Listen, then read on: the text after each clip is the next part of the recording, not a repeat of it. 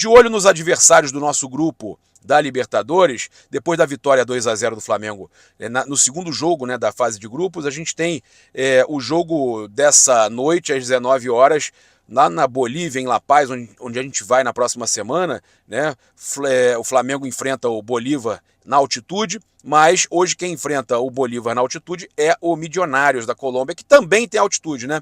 Eles têm 1.000 metros a menos, talvez estejam mais preparados e possam arrancar um pontinho ali do Bolívar. Eu acho que o melhor resultado hoje, tá, seria um empate entre Bolívar e Milionários, porque o Bolívar ficaria no mesmo número de pontos do Flamengo, com um pouco mais de saldo, 2 gols a mais de saldo, e o Milionários ficaria atrás. Se o Milionários ganha, ele vai a 4 pontos, se ganha de 1 gol só, por exemplo, ele vai a 4 pontos, o Flamengo fica líder absoluto e o Bolívar com 3 pontos, com 1 ponto a menos. A vitória do Milionários é boa pensando hoje, mas lembrando que o Milionários pega o Palestino e o Flamengo enfrenta o Bolívar na altitude, dependendo de um revés aí, o Flamengo pode ficar até em terceiro lugar na próxima rodada. Então, a melhor opção talvez seja o empate mesmo no jogo dessa noite. Eu vou estar torcendo pelo empate, tá? Cara, com certeza é o melhor resultado que a gente pode ter, porque se o Bolívar vence, cara, vai a 6 pontos e joga em casa com o Flamengo.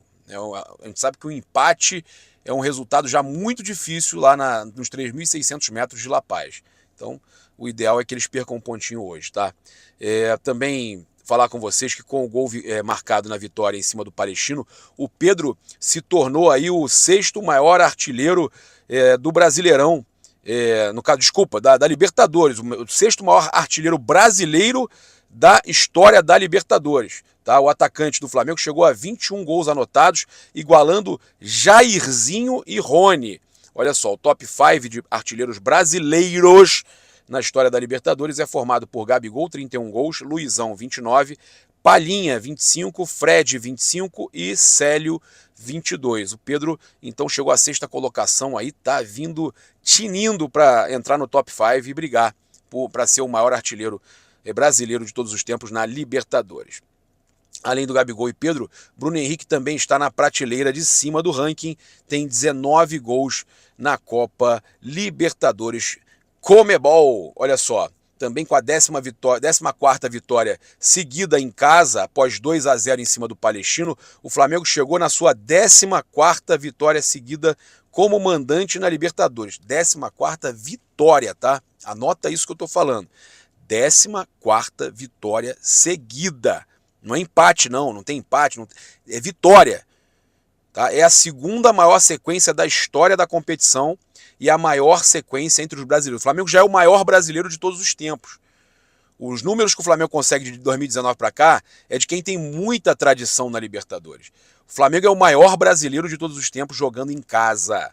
Olha que bacana. São 14 vitórias seguidas. E a sequência recorde é de 19 vitórias do El Nacional do Equador entre 1983 e 1995, que utilizava o fator casa e ganhava os jogos, tá? Para bater o recorde, o Flamengo precisa chegar na semifinal dessa Libertadores, né, ganhando todos os jogos em casa. E aí vai jogar partidas suficientes para bater o El Nacional. E vamos para outro recorde, tá bom? Então, para mostrar para vocês, Flamengo finalista de 3 Libertadores, ainda tem gente que vem falar de cheirinho, finalista de 3 Libertadores, ganhou 2 em 5 anos, e os caras ainda insistem em falar, sabe por que eles falam? Que é muita inveja, tudo rebaixadinho, é tudo rebaixadinho, todos eles são tudo rebaixadinho, né? É tudo rebaixadinho. Ó, o malvadão, Flamengo não perde como mandante na Libertadores desde abril de 2019, olha que loucura, gente, isso é surreal, isso é inacreditável, não tem tropeço, gente. Não tem tropeço, tá? São 25 partidas de invencibilidade. A última derrota foi para o Peñarol por 1-0 em 2019 no Maracanã e o Flamengo foi campeão. Perdeu, depois se recuperou todo e foi campeão. Com o Abel Braga ainda na época. O Jorge Jesus chegou, o Flamengo foi campeão. Então são 22 vitórias e 3 empates nesse período. São 25 jogos. Olha que loucura. 88% de aproveitamento, 72 gols marcados e apenas 13 gols sofridos. Entre eles tem esse 5-0 no Grêmio em 2019, aquele 5-1, né? Flamengo, então, com essa marca, tem a maior invencibilidade como mandante na atualidade, tá? Então, tem aqueles 19 jogos de vitória seguidos do Nacional, mas o Flamengo já é o maior invicto da história da Libertadores. O Flamengo é o time com a maior invencibilidade da história da Libertadores. O recorde de invencibilidade como mandante olha só, na atualidade, o Flamengo é na atualidade, mas o recorde de invencibilidade na Libertadores, o anterior, pertencia ao Palmeiras de 79 a 2005. O São Paulo também, de 87 a 2006, e o Grêmio, tá, de 97 a 2007. São eles que ocupam o top 3. O Flamengo hoje, na atualidade, é o que tem a maior invencibilidade. Então o Flamengo, né, pode ainda ser, de todos os tempos, o maior da Libertadores. Cara, é muito bacana isso. Acho que a gente vê o gigantismo do Flamengo, né? Como o Flamengo conseguiu crescer, principalmente aí na Copa Libertadores da América, que o Flamengo ficava às vezes na fase de grupos, saía nas oitavas quase todo ano. Aí conseguiu em 2010 chegar nas quartas de final, foi eliminado vencendo o jogo contra a Laú, e aí na sequência depois começa, né, a conseguir bons resultados. O Flamengo hoje acumulado aí, então, nos últimos 5 anos, na atualidade é o maior campeão, o maior vencedor, né? Então vamos lá, passar para vocês aqui que o Carlinhos já foi registrado no BID, já pode estrear pelo Flamengo no domingo contra o Atlético Goianiense, tem que saber se ele já está recuperado e vai viajar, mas o Carlinhos já pode então jogar contra o Atlético Goianiense. Outra situação é que foi marcada para amanhã a apresentação do Carlinhos no Ninho do Urubu. Então vamos acompanhar amanhã, teremos cobertura das redes do Paparazzo Rubro-Negro, do Carlinhos, né, sendo apresentado pelo Flamengo. Eu vou passar para vocês aqui agora uma situação importante, porque a gente teve um bate-papo com uma fonte muito importante ligada à cúpula do Flamengo com relação a propostas por jogadores do Flamengo, receita, meta de vendas e tudo mais. Então é muito importante o que a gente vai falar aqui agora. Eu só quero dar um recado para o Roger Flores, porque ele falou que o Palestino merecia um empate contra o Flamengo ontem. Você não, primeiramente, 65% de posse de bola. 2-0 Flamengo. O Palestino teve 2 chances ali, onde uma foi clara somente. A outra que você deve estar contabilizando foi aquele contra-ataque 3-2, que a bola nem chega na área do Flamengo, que o Flamengo intercepta. Um contra-ataque, mas que não teve nem chute no gol. Então eu não estou te entendendo que Palestino merecia empate. Eu não estou entendendo. O Flamengo perde uns 5 gols na cara no primeiro tempo, domina o jogo, perde um caminhão de gols, e você quer dizer que o Flamengo, que eles mereciam empatar. Roger, na moral, tá chato já isso, você querendo fazer esses comentários aí contra o Flamengo, né? Não dá pra gente entender mais esses seus comentários. E eu fico impressionado com a quantidade de comentarista que gosta de atacar, de criticar o Flamengo, que não sabe valorizar. Deixa que para criticar a gente mesmo critica, quando tiver que falar alguma coisa a gente mesmo fala. Eu ontem falei que o Tite até errou algumas coisas ali, e eu acho que o Flamengo está perdendo muito gol. Mas o Flamengo tem uma campanha na Libertadores aí nos últimos 5 anos invejável. E ontem também fez um jogo ali no primeiro tempo que era para matar 4-0 tranquilo. Você me falar que o Palestino merecia empatar, chega a ser vergonhoso, né?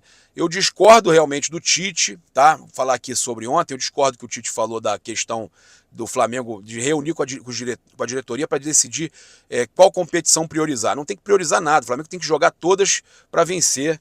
Tá? O Flamengo tem que jogar todas as competições pensando em ser campeão com força máxima. O próprio Jorge Jesus falava, descansare é no domingo. Tem segunda, terça, quarta, quinta, sexta, sábado para trabalhar. Descansa naquele dia, né, que você tem de folga. Ele brincava, descansare? Não tem que descansar. Né? É brincadeira, né? Pensar em descansar o Flamengo com o elenco que tem. Uma outra situação para a gente passar para vocês com relação aí também à questão do mercado da bola, né? Que eu falei que eu conversei com uma fonte ligada à cúpula do Flamengo, e ela me explicou o seguinte, que se o Flamengo, tá, receber uma proposta pelo Arrascaeta, não vai nem sentar para negociar. Que o Flamengo definiu agora que todas essas situações envolvendo aí compra de jogador que é considerado nível A para o Flamengo, o Flamengo não vai sentar para negociar. Paguem a multa como fizeram o Flamengo pagar do De La Cruz. Então hoje a multa do Arrascaeta é mais de 50 milhões de reais, a gente está falando de 275 milhões de 50 milhões de euros, mais de 275 milhões de reais. O euro está 5 pontos lá, vai fumaça, né? Então a gente sabe que o valor da multa do Arrascaeta é altíssimo, como tem outros jogadores do Flamengo também, nível A, isso que a gente fala jogador de seleção, nível seleção, Pedro e companhia, que o Flamengo não vai negociar e não vai nem sentar, né, para ouvir proposta. Se quiserem, tem que pagar a multa, foi esse o recado que foi dado.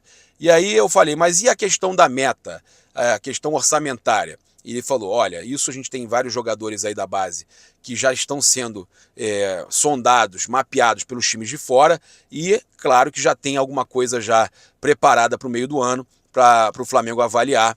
Então a gente acredita que seja Lohan, Vitor Hugo, Matheus Gonçalves, um desses 3 jogadores, ou até 2, não sei, possam ser negociados. E ele me falou o seguinte, que com uma venda de um desses garotos já bate aqueles 103 milhões aí de meta orçamentária com venda de jogadores para o ano 2024. Então o Flamengo tem que vender sempre alguma coisa, é uma necessidade, mas a questão da meta não está preocupando eles e eles não vão valorizar o lucro financeiro, e sim o lucro desportivo. O Flamengo hoje quer segurar esse time que ele montou, agora que tem opção para o Arrascaeta, tem o De La Cruz ali. O Flamengo não quer perder jogador e falou que o Arrascaeta vai cumprir o contrato dele até o final de 2026 e, se possível, vai renovar o Arrascaeta e não vai dar mole para equipes de fora. Então o Flamengo segurando seus medalhões, avisando que quem quiser tem que pagar a multa, como o Flamengo foi obrigado a pagar a do De La Cruz, e ainda vai atrás de mais medalhões. Me garantiu que ainda vai atrás de mais medalhões. Então a notícia é boa. Nada de saída de Arrascaeta, nada do Flamengo sentar sequer para negociar qualquer um dos medalhões, Pedro, etc. Não, o Flamengo não senta, o Flamengo apenas pode negociar jogador que está em final de contrato, jogador da base, né, que está subindo agora, que profissionalizou agora, né, o Lohan, inclusive, está se destacando, né, o Vitor Hugo, tem o Wesley também que tinha proposta, mas que o Flamengo hoje não tem tantas opções ali na lateral direita. Então tem aqui a situação do Varela, que está muito bem, mas eu acho que o Flamengo não vai querer se desfazer de lateral agora, a não ser que o Flamengo já tenha aí engatilhado, e a gente já citou alguns nomes aí recentemente de jogadores para a lateral direita que podem ser aí contratados, jogador a nível de seleção que pode vir para a lateral direita, aí o Flamengo negociaria sim o Wesley, né?